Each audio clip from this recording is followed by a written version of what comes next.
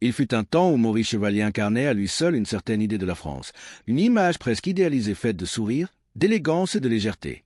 Pour le public, il représentait le charme parisien dans toute sa splendeur, un homme dont la voix semblait transporter instantanément ceux qui l'écoutaient au cœur des rues animées de Paris. Sa présence rassurait, amusait, séduisait et donnait l'impression que tout chez lui relevait de la simplicité naturelle. Pourtant, cette apparente facilité dissimulait une réalité bien plus nuancée, parfois sombre, souvent instable et profondément humaine. Derrière ce visage public soigneusement construit se trouvait un parcours marqué par des épreuves répétées, des décisions risquées et des périodes où tout semblait prêt à s'écrouler. Sa vie ne fut jamais une ligne droite vers le succès. Elle fut faite de détours, de chutes brutales et de renaissances inattendues. À plusieurs moments de son existence, il connut la pauvreté la plus dure, celle qui oblige à survivre au jour le jour sans certitude du lendemain. Il fut également confronté à des formes de dépendance, à l'enfermement, et même à des accusations graves qui remirent en question son honneur et son identité. Ce contraste entre l'homme public et l'homme privé constitue l'un des aspects les plus fascinants de son histoire. Sur scène, il brillait, il faisait rire, chantait avec aisance et semblait totalement maître de lui-même. Mais en coulisses, les choses étaient bien différentes. Là où le public voyait un artiste accompli, il y avait en réalité un homme en constante lutte, cherchant sa place, doutant de lui-même et tentant de garder le contrôle dans un monde imprévisible. Son parcours est aussi celui d'une transformation progressive. Il ne s'agit pas seulement d'une ascension sociale ou artistique, mais d'une évolution intérieure. Chaque épreuve, chaque rencontre, chaque erreur a contribué à façonner celui qu'il est devenu. Rien ne lui a été donné facilement, et chaque étape de sa vie semble avoir exigé un prix. Ce qui rend son histoire particulièrement captivante, ce n'est pas uniquement son succès ou sa célébrité, mais la fragilité qui se cache derrière.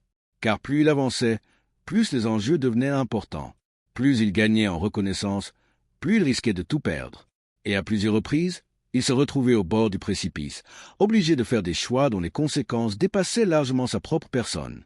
Ainsi, comprendre la vie de Maurice Chevalier, ce n'est pas simplement retracer la carrière d'un artiste célèbre. C'est plonger dans une époque, dans ses contradictions, ses tensions et ses bouleversements. C'est aussi observer le parcours d'un homme qui a dû naviguer entre succès et survie, admiration et suspicion, lumière et obscurité. Son histoire pose finalement une question essentielle. Peut-on vraiment séparer l'image publique d'un individu de ce qu'il est profondément? Ou bien ces deux dimensions finissent-elles toujours par se rejoindre, parfois de manière brutale? Dans cette vidéo, nous allons explorer en profondeur les différentes étapes de sa vie, depuis ses débuts difficiles jusqu'aux moments les plus controversés de sa carrière, en passant par ses relations marquantes, ses choix déterminants et les épreuves qui ont failli le détruire. De la pauvreté à la survie, une enfance au bord du gouffre. Bien avant de devenir une figure emblématique de la scène, Maurice Chevalier a connu une enfance marquée par une précarité extrême, loin de toute idée de glamour ou de réussite. Il grandit dans les quartiers populaires de Paris, dans un environnement où chaque journée représentait un défi et où la notion même de confort relevait presque du luxe inaccessible. Dans ces rues animées mais dures, la vie n'offrait aucune garantie, et encore moins à un enfant issu d'un foyer instable. Son père, peintre en bâtiment, était un homme affaibli par l'alcool, incapable d'assurer une présence stable au sein de la famille. Peu à peu, il s'éloigne, jusqu'à disparaître complètement, laissant derrière lui un vide immense. Cette absence n'est pas seulement émotionnelle, elle est aussi matérielle. Elle plonge la famille dans une situation encore plus fragile, où chaque responsabilité repose désormais sur une seule personne, sa mère, connue sous le surnom de la Loule. Cette femme courageuse travaille sans relâche pour subvenir aux besoins de ses enfants, mais malgré tous ses efforts, cela ne suffit pas à garantir une vie décente. Le foyer vit dans une insécurité permanente, où la peur de manquer de nourriture ou de ressources est constante. Le jeune Maurice grandit dans cette atmosphère tendue, faite d'inquiétudes silencieuses et de sacrifices quotidiens. Très tôt, il comprend que rien ne lui sera offert. L'enfance, pour lui, n'est pas une période d'insouciance, mais une phase d'adaptation. Il apprend à se débrouiller, à improviser, à trouver des solutions là où il n'y en a pas. Pendant les hivers particulièrement rudes, il lui arrive d'utiliser des morceaux de carton qu'il glisse sous ses vêtements pour se protéger du froid. Ce geste, à la fois simple et révélateur, illustre parfaitement le niveau de difficulté auquel il est confronté. Mais au milieu de cette dure réalité, une étincelle apparaît. Très jeune, il découvre le monde de la scène. Ce n'est pas seulement un divertissement, c'est une échappatoire. Monter sur scène devient pour lui une manière de s'évader, de s'extraire temporairement de son quotidien. C'est aussi une opportunité, peut-être la seule, d'imaginer un avenir différent. Dès l'âge de 12 ans, Il commence à chanter dans de petits établissements, des cafés modestes et des salles peu prestigieuses. Ses premières expériences sont loin d'être idéales. Les conditions sont difficiles, les publics parfois indifférents et les rémunérations presque inexistantes. Pourtant, il persiste, car malgré tout, il ressent quelque chose d'unique lorsqu'il se produit devant un public. Cependant, commencer tôt ne signifie pas réussir rapidement. Bien au contraire, ses débuts dans le monde du spectacle sont marqués par une instabilité constante. Il enchaîne de courtes opportunités, souvent suivies de longues périodes de silence. Il y a des moments où personne ne l'engage, où les propositions disparaissent complètement. Dans ces périodes, il devient invisible. Personne ne semble se soucier de savoir s'il continue ou s'il abandonne. En entrant dans l'âge adulte, la situation ne s'améliore pas immédiatement. Il traverse même l'une des périodes les plus sombres de sa vie. Le travail se fait rare, les revenus sont inexistants et la pression devient écrasante. Il ne doit pas seulement subvenir à ses propres besoins, mais aussi aider sa mère à survivre. Cette responsabilité pèse lourdement sur ses épaules. Pour gagner quelques pièces, il est parfois contraint d'accepter des situations humiliantes. Il chante dans des lieux où il est à peine rémunéré, dépend des quelques sous laissés par les spectateurs et se retrouve même à mendier à certaines occasions. Le rêve artistique, qui semblait autrefois porteur d'espoir, commence à se transformer en source de doute. À ce stade, une question s'impose à lui. A-t-il fait le bon choix? L'idée d'abandonner devient de plus en plus présente. Il envisage sérieusement de quitter ce monde incertain pour retourner à une vie plus stable, peut-être en reprenant un métier manuel. Ce n'est pas seulement une décision professionnelle, c'est une remise en question profonde de son identité. Car pour lui, la scène n'est pas simplement un travail. C'est ce qui le définit. Et renoncer à cela reviendrait à renoncer à une partie de lui-même. Pourtant, la réalité est brutale. Sans succès, sans stabilité, sans reconnaissance, continuer devient presque irrationnel. Ce moment marque un véritable tournant. Il se retrouve à la frontière entre deux vies, celle qu'il espérait construire et celle à laquelle il pourrait être contraint de revenir. Tout semble fragile, prêt à s'effondrer au moindre obstacle supplémentaire. Et pourtant, malgré la fatigue, malgré les doutes, malgré les échecs répétés, quelque chose en lui refuse de céder complètement. Une forme de détermination persiste, discrète mais solide. Peut-être parce qu'il a déjà connu le pire. Peut-être parce qu'il sait que revenir en arrière ne lui offrirait pas forcément une vie meilleure. C'est dans cet état d'incertitude totale, entre abandon et persévérance, que son destin s'apprête à basculer. Une opportunité inattendue va bientôt apparaître, une de celles qui ne préviennent pas, mais qui peut changer une trajectoire entière. À ce moment précis, il ne le sait pas encore, mais il est sur le point de franchir une étape décisive. Une étape qui ne résoudra pas tous ses problèmes, mais qui lui donnera enfin une chose essentielle, une raison de continuer. Mistinguett, amour, influence et métamorphose. Au moment où Maurice Chevalier commence lentement à sortir de l'instabilité qui a marqué ses débuts, il n'est plus tout à fait le jeune homme perdu qui cherchait désespérément sa place. Il a gagné en expérience, en résistance et surtout en lucidité. Pourtant, malgré ses progrès, il lui manque encore quelque chose d'essentiel. Une véritable identité artistique, une signature qui le distingue clairement des autres. C'est précisément à ce moment charnière qu'il va faire une rencontre décisive, une rencontre qui va transformer sa vie de manière profonde et durable. Cette rencontre, c'est celle de Mistinguett, une artiste déjà reconnue, admirée et installée comme une véritable légende de la scène parisienne. Elle incarne tout ce que Maurice n'est pas encore, l'assurance, l'expérience, la maîtrise totale de son article. Là où lui doute encore, elle impose. Là où il improvise, elle contrôle. Et c'est précisément cette différence qui crée immédiatement une forme de fascination. Leur première interaction ne semble pourtant pas exceptionnelle. Elle se déroule en coulisses, dans un cadre presque banal, sans mise en scène particulière. Mais quelque chose passe entre eux. Maurice, impressionné, se montre réservé, conscient du fossé qui les sépare. De son côté, Mistinguett perçoit rapidement en lui un potentiel brut, encore imparfait, mais prometteur. Elle voit ce que lui-même ne voit pas encore complètement. Peu de temps après, leurs chemins se croisent à nouveau, cette fois dans un contexte plus structuré. Ils sont amenés à travailler ensemble sur un spectacle. Les répétitions s'enchaînent, longues, exigeantes, parfois éprouvantes. C'est dans ce cadre que leur relation commence réellement à évoluer. Ce qui n'était qu'une rencontre devient une proximité quotidienne. Très vite, Mistinguett adopte un rôle qui dépasse celui d'une simple partenaire de scène. Elle devient une mentor, une guide exigeante, parfois dure, mais toujours engagée. Elle corrige ses gestes, ajuste sa posture, affine son jeu. Rien n'est laissé au hasard. Elle lui apprend à contrôler son corps, à maîtriser son regard, à occuper l'espace avec précision. Pour Maurice, cette phase est à la fois déstabilisante et révélatrice. Il doit désapprendre certaines habitudes, accepter la critique et surtout reconnaître qu'il a encore beaucoup à apprendre. Mais il comprend rapidement que cette exigence est une chance. Grâce à elle, il ne se contente plus d'exister sur scène. Il commence à y prendre véritablement sa place. Au fil du temps, cette relation professionnelle se transforme. La proximité, les heures passées ensemble, les efforts partagés créent un lien plus intime. Ce n'est pas une transition brutale, mais plutôt une évolution naturelle. Un moment, un regard, un geste suffit à faire basculer leur relation dans quelque chose de plus profond. Ils entament alors une histoire marquée par la passion, mais aussi par une forme d'intensité constante. Leur relation dure plusieurs années, presque une décennie, et elle est indissociable de leur évolution artistique.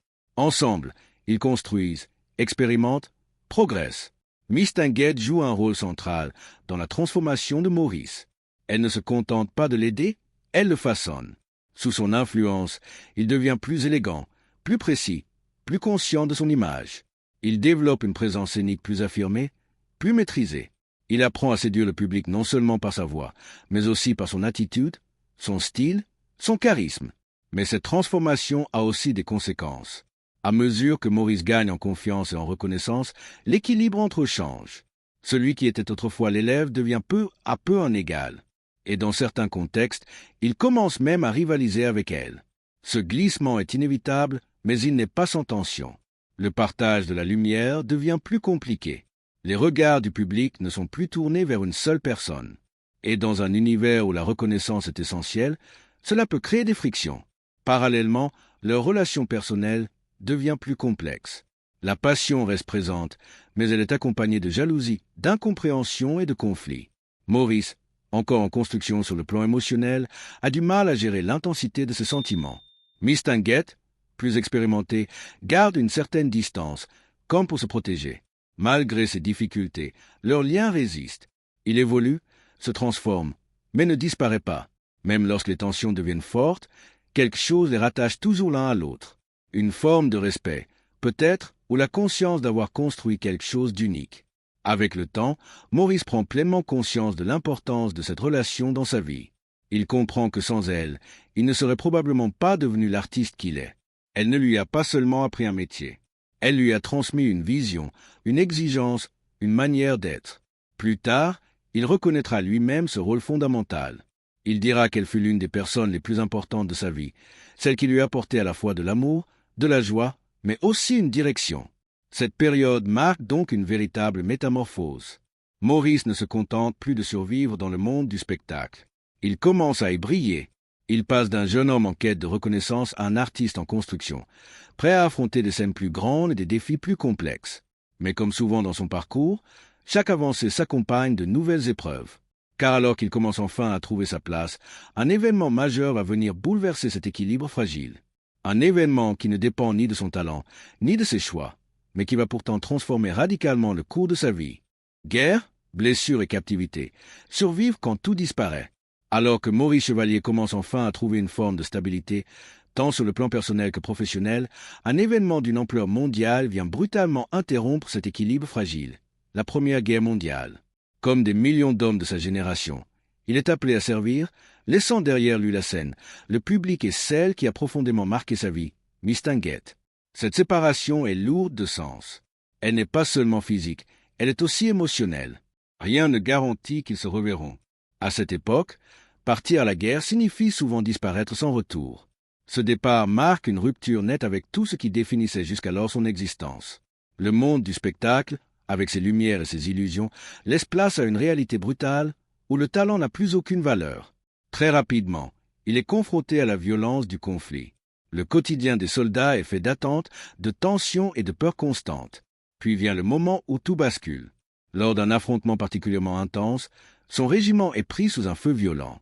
Dans le chaos, alors qu'il tente de se replier, une explosion survient à proximité immédiate. Un éclat d'obus le frappe et traverse son corps, atteignant son poumon. Le choc est immédiat. Il s'effondre, incapable de continuer. À cet instant précis, sa survie tient à peu de choses. Ce qui le sauve, en partie, c'est son équipement, qui absorbe une fraction de l'impact. Sans cela, il n'aurait probablement pas survécu. Gravement blessé, à moitié conscient, il est transporté vers un poste de secours improvisé. Les conditions sont rudimentaires, les soins limités. Mais avant même d'avoir le temps de se remettre, une nouvelle réalité s'impose à lui. Les forces ennemies avancent rapidement et prennent le contrôle de la zone. Maurice, comme d'autres soldats blessés, est capturé. Commence alors une nouvelle épreuve, la captivité. Il est transféré dans un camp de prisonniers en Allemagne, non loin de Berlin. Le voyage lui-même est éprouvant. Blessé, affaibli, il est transporté dans des conditions difficiles, sans confort, sans certitude quant à ce qui l'attend. Une fois arrivé, il est confronté à une réalité encore plus dure. Dans cet environnement, il n'est plus un artiste ni une personnalité en devenir. Il est simplement un prisonnier parmi d'autres, un homme qui doit apprendre à survivre dans un système qu'il a dépouillé de tout ce qui faisait son identité. Les premiers temps sont particulièrement difficiles. La priorité est simple, tenir, trouver de quoi manger, supporter les conditions de vie, éviter de sombrer mentalement. Mais peu à peu, Maurice s'adapte. Il observe, comprend et cherche des moyens de préserver une part de lui-même. C'est dans ce contexte qu'il retrouve, d'une certaine manière, le monde de la scène. Avec d'autres prisonniers, il organise de petites représentations. Rien de grandiose, rien de structuré, mais suffisamment pour recréer des instants d'humanité dans un environnement déshumanisant. Ces moments deviennent essentiels. Ils permettent d'oublier, ne serait-ce que quelques instants, la réalité du camp. Parallèlement, il parvient à obtenir un rôle différent au sein du camp. Il devient infirmier, puis travaille à l'infirmerie. Cette position lui offre de meilleures conditions de vie, mais elle l'expose aussi à une autre forme de souffrance, celle des autres. Il est confronté quotidiennement à des blessés, à des malades, à des hommes affaiblis par les conditions de détention. Lorsqu'une épidémie se déclare, la situation devient encore plus dramatique. Les décès se multiplient et Maurice passe ses journées auprès de ceux qui sont en train de mourir. Dans ce moment, il ne peut pas faire grand-chose sur le plan médical. Mais il fait autre chose. Il parle, il rassure. Il invente parfois des récits pour apaiser les derniers instants de ces hommes. Il évoque des familles, des retours, des espoirs, même lorsqu'il sait que ces espoirs ne se réaliseront jamais.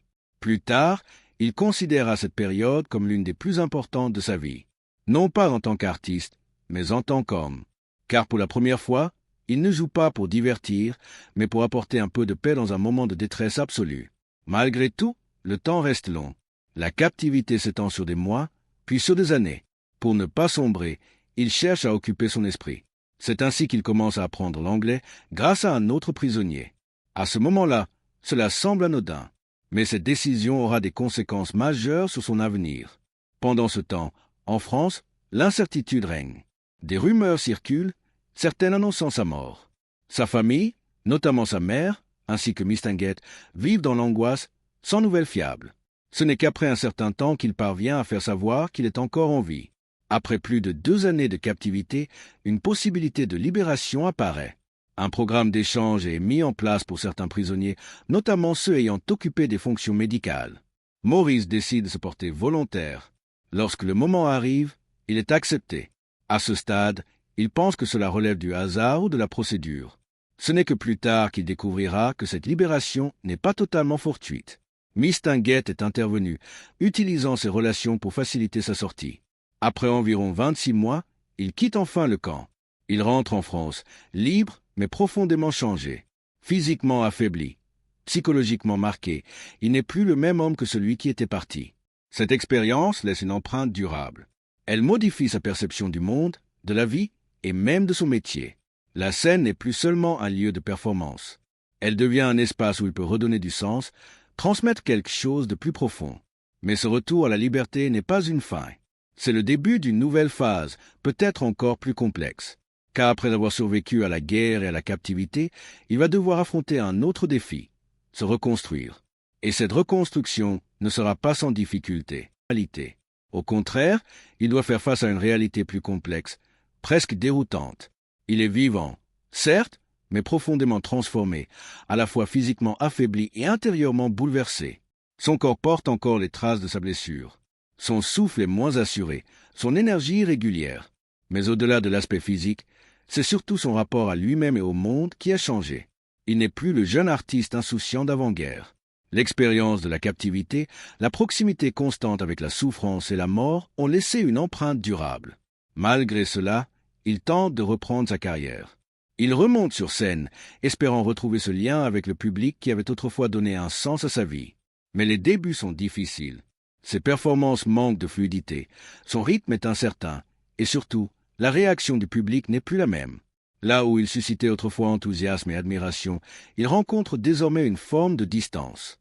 Pour un homme dont l'identité est intimement liée à la scène, ce décalage est profondément déstabilisant.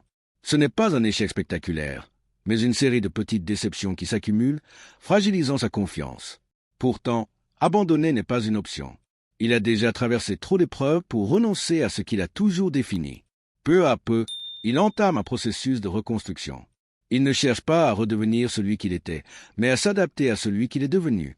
Il ajuste son style, ralentit certains gestes, affine son jeu. Là où il comptait autrefois sur l'énergie et la spontanéité, il développe désormais une approche plus maîtrisée, plus élégante. Cette transformation est progressive, mais elle finit par porter ses fruits. Le public recommence à répondre, différemment, mais sincèrement. Il ne s'agit pas d'un simple retour, mais d'une évolution. Maurice ne retrouve pas sa place, il en crée une nouvelle. C'est dans ce contexte qu'il retrouve Mistinguett sur scène. Leur collaboration reprend, comme si le temps s'était suspendu, mais en réalité, tout a changé. Ils ne sont plus les mêmes. Leur relation a évolué, leur équilibre aussi. Ensemble, ils participent à des productions ambitieuses, saluées par le public et la critique. Leur complicité artistique est toujours présente, visible, presque évidente. Mais derrière cette harmonie apparente, des tensions persistent. Maurice n'est plus l'élève d'autrefois. Il est devenu un artiste à part entière, capable de rivaliser. Cette nouvelle dynamique modifie leur relation. Ce qui était autrefois une relation de mentorat devient plus complexe, parfois conflictuelle. Le partage de la lumière devient plus difficile, et les émotions s'entremêlent. L'admiration laisse parfois place à la rivalité. Parallèlement, Maurice explore de nouveaux horizons artistiques. Il s'aventure notamment dans l'opérette, un genre qui lui permet d'élargir son registre. Pour la première fois, il ne se limite plus au rôle d'amuseur. Il incarne des personnages plus nuancés, plus sérieux. Ce tournant est essentiel. Il lui permet de gagner en crédibilité, de s'affirmer comme un artiste complet. Il ne se contente plus de divertir, il interprète, il transmet, il incarne. Cette évolution renforce sa position dans le monde du spectacle. Mais alors que sa carrière reprend son ascension, sa vie personnelle commence à se fragiliser. Sa relation avec Mistinguett se détériore progressivement. Les années, les épreuves et les changements ont creusé un écart entre eux. Ce qui les unissait autrefois ne suffit plus à maintenir l'équilibre. Dans ce contexte, Maurice entame une nouvelle relation. Cette fois avec Fréhel, une artiste en pleine ascension. Au début, leur relation est intense, presque exaltante. Elle représente une forme de renouveau, une échappatoire aux tensions précédentes. Mais très vite, cette relation prend une tournure plus sombre. Fréhel évolue dans un univers marqué par les excès, les nuits sans fin et une consommation régulière de substances. Maurice, attiré par cette énergie différente, se laisse progressivement entraîner. Alors, que retenir de l'histoire de Maurice Chevalier? Derrière le sourire, il y avait un homme qui a tout traversé, la pauvreté, la guerre, la gloire, les excès et même les accusations les plus lourdes. Rien n'a été simple, et pourtant, il a toujours réussi à se relever, encore et encore. Mais une question reste ouverte. Était-il vraiment incompris, ou ses propres choix ont-ils façonné son destin? Dis-moi ce que tu en penses en commentaire. Et si cette histoire t'a captivé, pense à liker et à t'abonner pour ne pas manquer les prochaines.